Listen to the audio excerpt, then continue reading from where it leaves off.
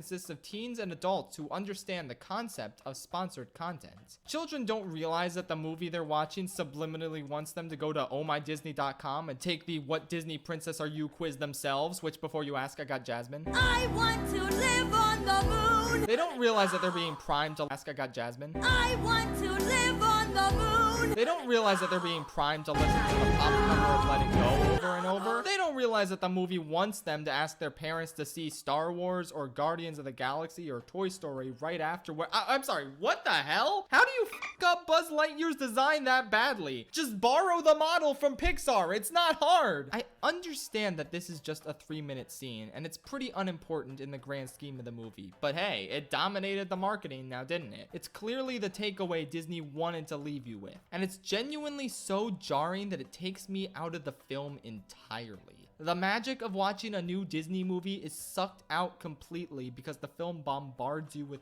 brands instead of artistry. Disney has really gotten on this huge nostalgia kick as of late, because the more it reminds you of its previous works, the more people will buy or get a Disney Plus subscription. That works for them too. The live action remakes in Star Wars movies are the most obvious examples of nostalgia bait, but then you got Endgame. We kind of ignored this aspect of the movie since we all liked it and it fit the story really well, but damn, don't you want to rewatch that first Avengers movie again? Don't you want to put on that fun as hell Guardians of the Galaxy movie? Don't you want to give Thor the Dark World another chance? Oh please, oh god, give it another chance. And then there's Frozen 2. In my review, I complained about the movie's bizarre need to reference the first film over and over, but wow, that was intentional, wasn't it? All this talk of Hans and these snow sculptures depicting the events of the first movie. If you're a little kid, how can you not want your parents to put on the first movie as soon as you get home? And Toy Story 4 didn't actually fall into this trap, to be honest. I'm very impressed. But Ralph Breaks My Fucking Patience did. This whole scene is a trap. To quote the late Fleet Admiral Gail Akbar, children can't repel advertisements of that magnitude. That might have been a paraphrase, I'm not sure. If you wanted to satirize the Disney brand, then fine, but that's not at all what this is. We get that from the princess scene a little bit, and that's all fine and good. But what does this Ready Player One jumble of nostalgia really accomplish in the grand scheme of the film? Nothing. There's nothing funny, charming, satirical, or interesting here. It really is just a trail mix bag of assorted Disney properties. I mean, look at this obsessive fan interrogating baby Groot. He could have asked something really funny, but instead he asked if Groot is a descendant of a tree Red Skull mentioned one time that literally no one has ever thought about. And he asks it so aggressively, like they had the pieces for a really funny interaction, but they needed a more ridiculous, obsessive question from this guy.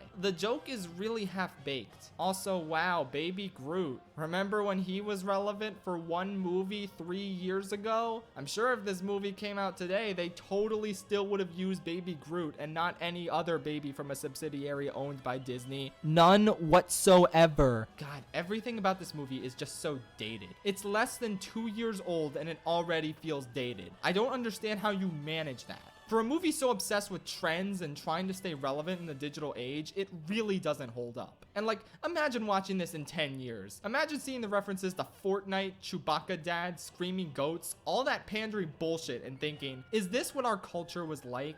And the first Ralph movie simply wasn't like this. 8 years later, it doesn't feel like it's aged at all. It's a simple love letter to arcade gaming, and it has some incredibly endearing characters in a charming story and fun world. Nothing about this movie's world is fun or charming. Were there any memorable locations you would love to visit? Were there any non-musical sequences that sparked your imagination or filled you with a sense of wonder and amazement? If Sora, Donald, and Goofy were told that instead of crossing the ocean with Moana and Maui, or helping Nick and Judy solve a case, they had to enter the internet and visit a Disney fan page in order to raise enough money for a steering wheel, would that really be a world you'd be excited to play? Maybe you would. I don't know. I don't care, frankly. All I know is that for me, this movie killed the magic of Disney. It distilled the very essence of the brand into safe corporate schlock that only barely recaptures the heart and soul of the original in short one-off sequences. It's a movie with good intentions buried underneath all the cynicism and laziness, but it fails to properly develop its message due to its insistence on dumbing down its characters to an asinine degree. It exists as a brand extension first and a film second, not once ever justifying its existence as a follow-up to Wreck-It Ralph or a piece of the Walt Disney Animation Studios catalog. At best, it's an impressively animated direct-to-DVD sequel. But but even that's kind of an insult to some of the better direct-to-DVD sequels. It's really just a slightly less